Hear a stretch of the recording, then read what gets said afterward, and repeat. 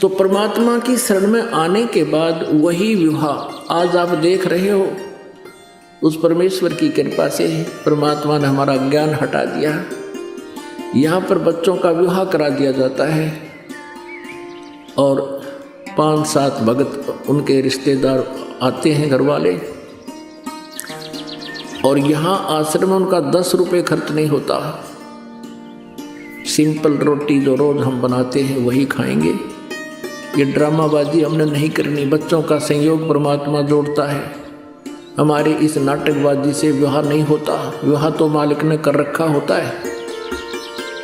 और वचन से बच्चे एक दूसरे से जोड़े जाते हैं।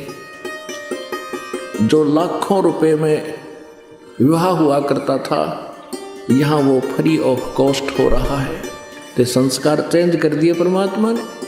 वो हमारा लेन देन खत्म कर दिया और एक न्यारी उमंग होती है ऐसे सिंपल ब्याह करने में। तो पुण्यात्माओं, जिनके संतान नहीं है और ये भक्ति मार्ग जिनको मिल गया, उनको विश्वास भगवान पर हो गया कि जो मालिक कहता वो सही है, उनका कल्याण तो होया पड़ा है। और दूसरे जिनकी दृढ़ विश्वास मालिक पर हो गया, संतान भी है, बच्चा ने भी लाओ लाइन पर, कल्याण उनका भी गारंटेड है। इसलिए इस काल की व्यवस्था से अपने विचारों को ऊंचा उठाओ, परमात्मा पर विश्वास रखो। जो वो करते हैं वो सही करते हैं। मानुष जन्म पाए कर नहीं रटे हरि नाम, जैसे कुआं जल बिना फिर बनवाया क्या काम। दोस्तों, आपने देखा कि जब दीक्षा संत रामपाल जी महाराज से नाम उपदेशी परिवार में जाती है तो ये देखकर हैरान हो जाती है कि देश में ऐसे भी परिवार हैं जो दहेज लेना पाप समझते हैं।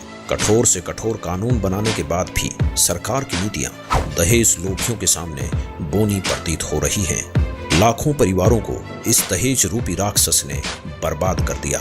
संत रामपाल जी महाराज के आध्यात्मिक ज्ञान से दहेज जैसी बुराई ही नहीं बल्कि अन्य बुराइयों का भी अंत होता जा रहा है। दोस्तों, संत रामपाल जी महाराज के भक्ति नियमों पर चलते हुए इनके शिष्यों ने एक मिसाल कायम की है कि न तो दहेज लेंगे और न ही दहेज देंगे। संत रामपाल जी के इस नियम पर चलते हुए एक खुशहाल और सभ्य समाज तैयार हो रहा है। लाखों शादियां बिना दहेज, बिना बाहरी आडंबर के हो रही हैं, जिससे समाज में सुख और शांति स्थापित हो रही है। नाम क्या है और आप वर्तमान में क्या कार्य कर रहे हैं? अमनदीप दासी नाम है और वर्तमान में मैं महिला स्वास्थ्य कार्यकर्ता एएनएम की पोस्ट पे कार्यरत हूँ।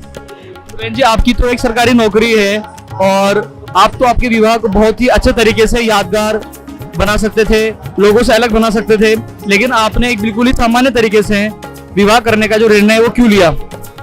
ये हमारे को संत रामपाल जी महाराज से प्रेरणा मिली, जिस कारण हम दहेज मुक्त शादी करते हैं। आमतौर पर ऐसा देखा जाता है कि जो लड़कियां हैं वो चाहती है कि जो उनकी शादी है वो उनके लिए एक ऐसी यादगार बने जिसे वो जिंदगी भर याद करें। तो आपको ऐसा लगता है कि आपकी जो शादी है ये आपके लिए एक बहुत अच्छा जो याद का जो एक सोर्स है वो नहीं बनेगा?